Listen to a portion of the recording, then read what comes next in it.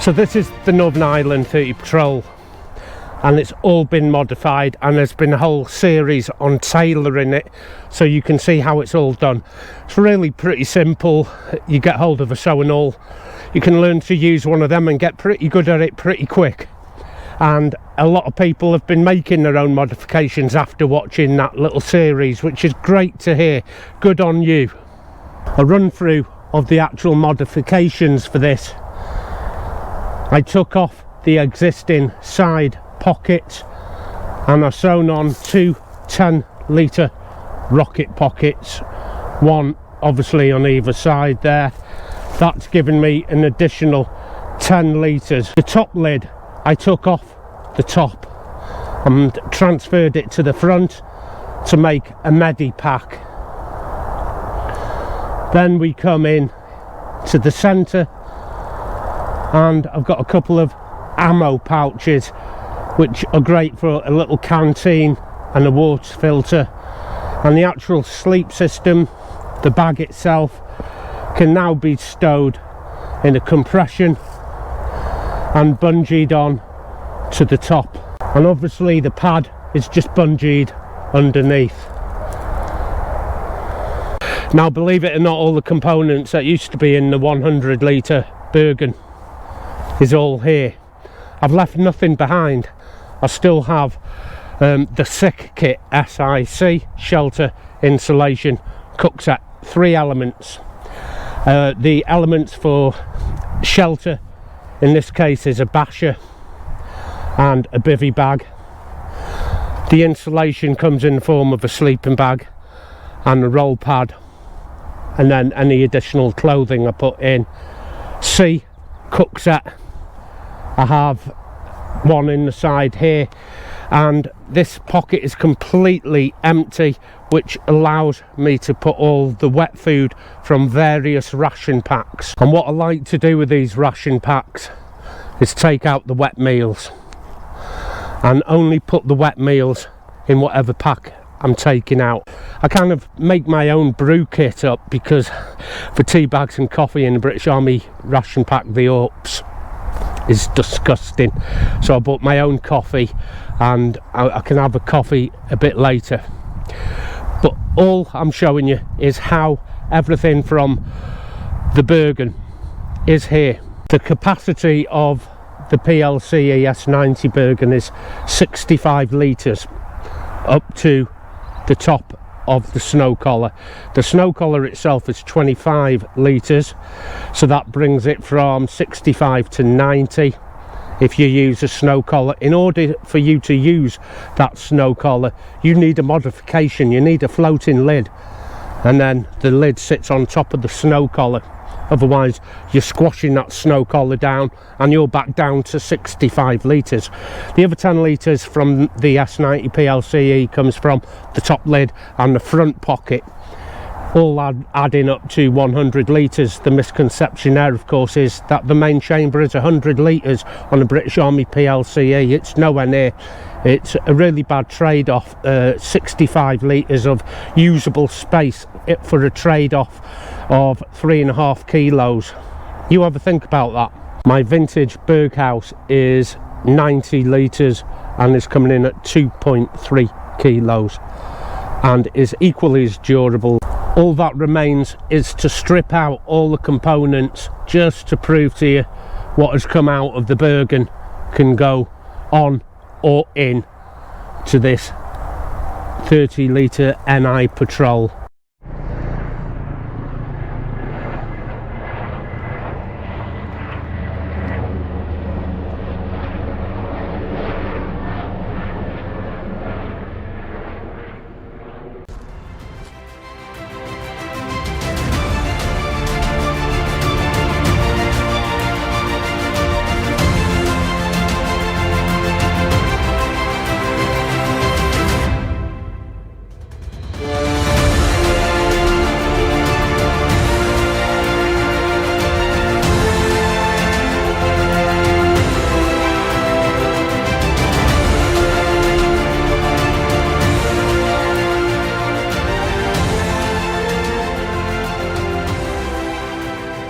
A quick and easy way to take off your sleeping bag, your roll pad, get your water off for the night, and then inside is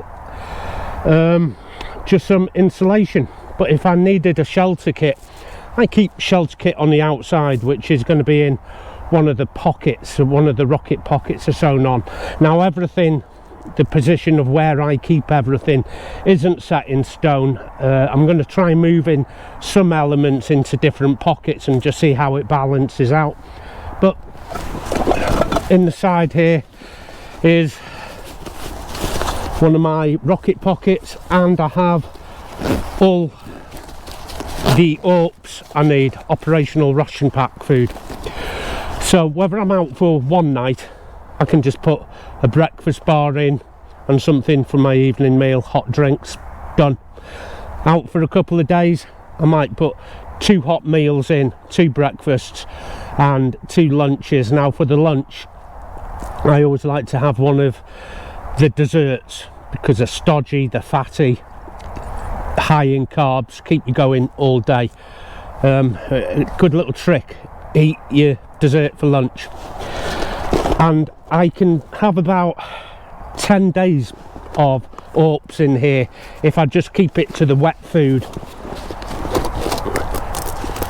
Now I have chosen to go for this here, which is the 58.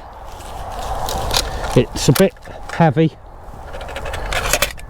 Have that for it, which is the lid, the KFS for it, and the stove.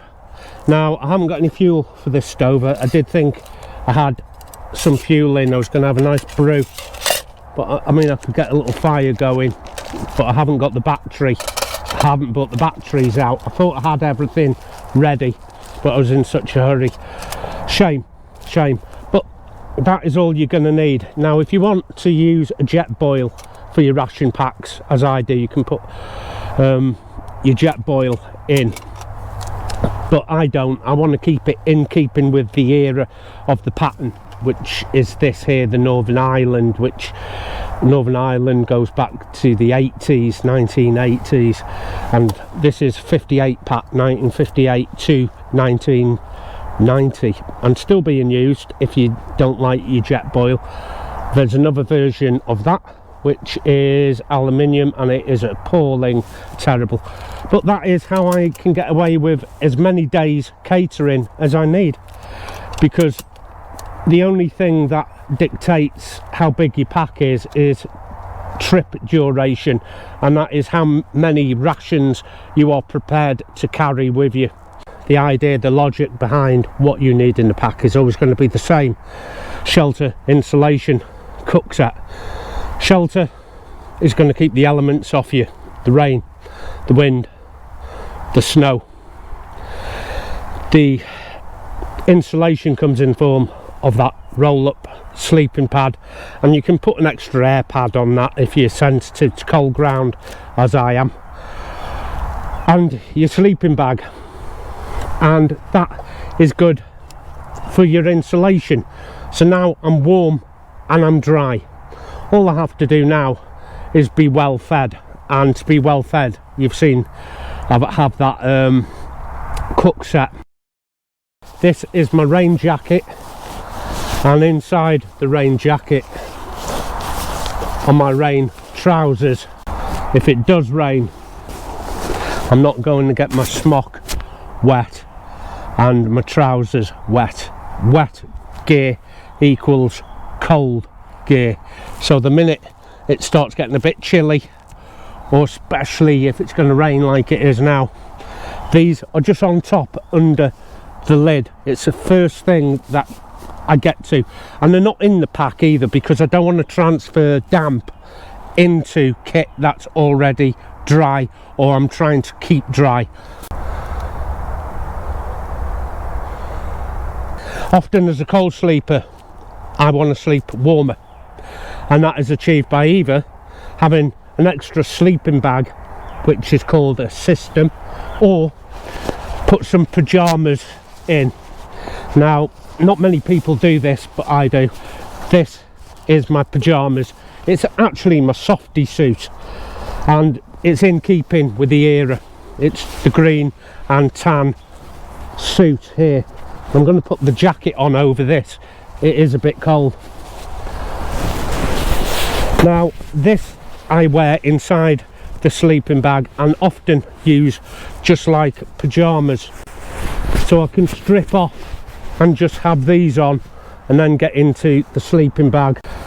Another section here which is the pants section, which I'm not going to put on, and there is the PCS version which is in tan, which is the updated version. A lot of people do like the old version. I mean, I'm a practicalist rather than have a loyalty or dedication to a bit of kit. If it works, it works, and I get it in my pack if it's better than what used to be there.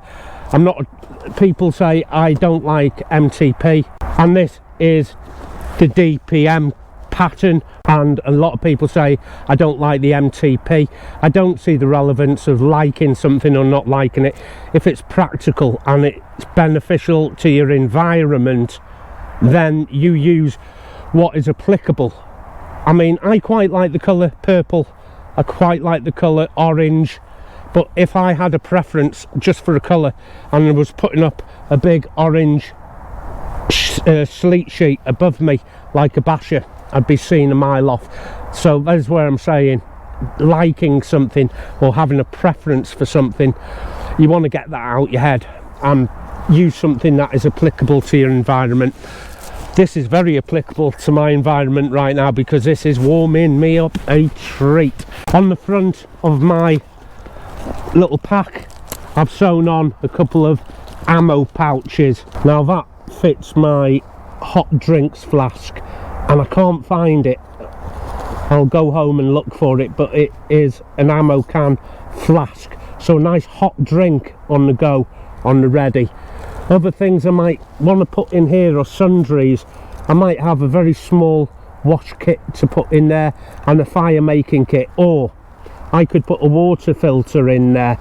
On the bottom is what used to be the top lid, but it doesn't have to be just for medication just because it has the patch on which I painted on. You could just put things like your illumination in there.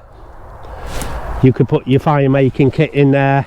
Like I said in the beginning, it's not set in stone. I'm not happy with some of the placement of some of the kit. The basher is taking up absolutely no room at all in that rocket pocket. I could have something bigger in there, maybe even my rain gear, and put the basher on the inside of the pack in a little waterproof bag. So I'm going to switch things up. One more thing in the main body is this here. This is my bivvy. Now I do have a lighter bivvy in olive at just 800 grams. This is I think 1.3 kilos, 1.6 kilos once all the pegs and the poles and everything is inside it. So it's not a light little bivvy, but it could be.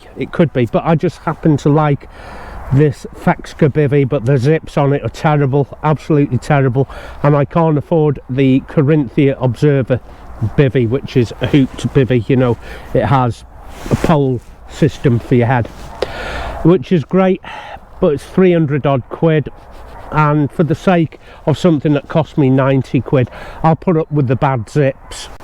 But it's always been lovely and warm. I have certainly been in minus conditions with a 500 GSM sleeping bag as a cold sleeper, so happy with that. So I have shelter, I have insulation, I have a cook set, and then what dictates the volume thereafter is trip duration. How much extra food do I need to bring with me? How much extra clothing? Now I don't bring extra clothing these days, not anything other than change of underwear. If my trousers get dirty, they get dirty, so be it. I'll just take them off and dry them overnight. If the jacket gets a bit wet, it's hanging up under my basher it'll be dry in the morning. I put things down the bottom of the sleeping bag to dry them out. And these days, if I'm not hiking with ex-surplus military kit, I'll generally be walking in a pair of shorts anyway, even on a cold day. I've tried long johns, didn't work for me. I don't suffer cold legs, and the minute you get your temperature going walking, just a pair of shorts will do me, and then I'll put on a softy suit, trousers once I'm stationary. So that is the Dutch Army Hoop bivvy. Inside are all the pegs and the poles. Yeah, you don't really need a basher if you've got a bivvy, but I like both, bib and braces. So that is the Northern Ireland 30-litre patrol sack. Here is all the gear that has just come out of that, which is the sleeping bag, the pad, the bivvy, the softy suit, waterproofs, the cook set. So I'm going to be warm, dry, well fed. If you just look after them three things, shelter, insulation, cook set, that is it, isn't it? You're going to be warm, dry and well fed. That's all you should ever think. So let me just see if I have some battery left on this, and I'm not on level ground and I'm not going to get in, but I'll quickly put up the system for you.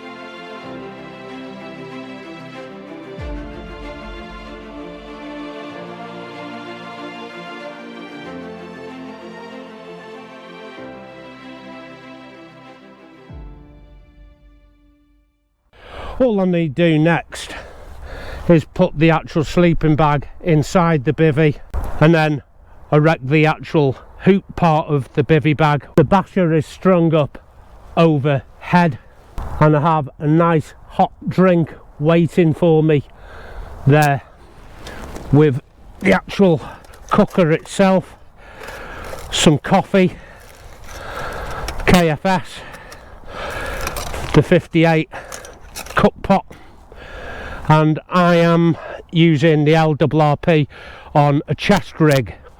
So within 10 minutes I'm eating, I'm drinking, I'm warm, I'm dry, and that is it. Shelter, insulation, cook set, I'm warm, I'm dry, I'm well fed.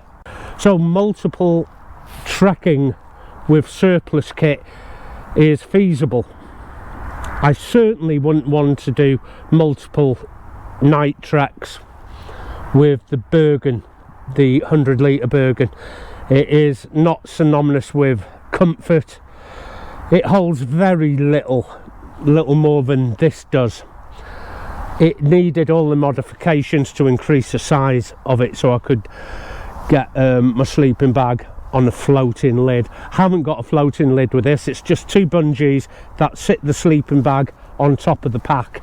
Out of my own curiosity, I want to see if I can get the sleeping bag inside.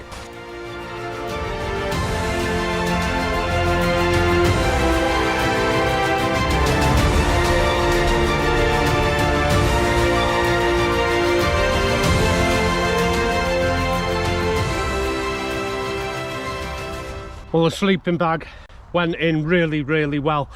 The only thing is I have my inflatable, the foam pad, the bivvy, and I need somewhere to put it. Here's my thinking now I have that top space empty, is I'm going to put the pads inside the bivvy and roll everything so the pads are inside the bivvy. Once it's all rolled up, bungee it underneath.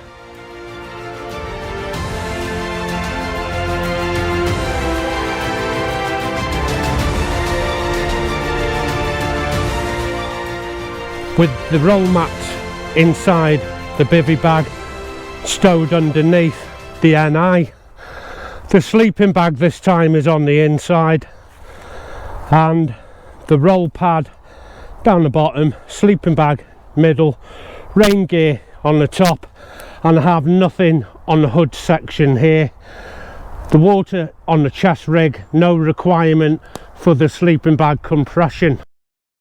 The PLCE, the S90 Bergen, is designed for a rapid away or a rapid strike down, which means your sleeping bag is going straight into your Bergen along with your bivvy and your jacket. Everything else, just cram it in, put the lid on, put it on your back and gone. With this method, the first method you saw, I needed to stow the sleeping bag in a compression sack, so the ability to run fast is gone. But if you're using it for recreational purposes and you haven't got a requirement to run fast, use the compression sack. If you want a run fast system and yet still want the NI pack instead of the Bergen, you've seen it done where I can put the sleeping bag inside, and that works too. That works too. I'm gonna have to wrap it up here, guys. The battery on the camera is just about to die. I did put spares in the pack and then can't find them. I hope they're at home. So until next time, take care of yourself. I'll see you out there. Happy trails.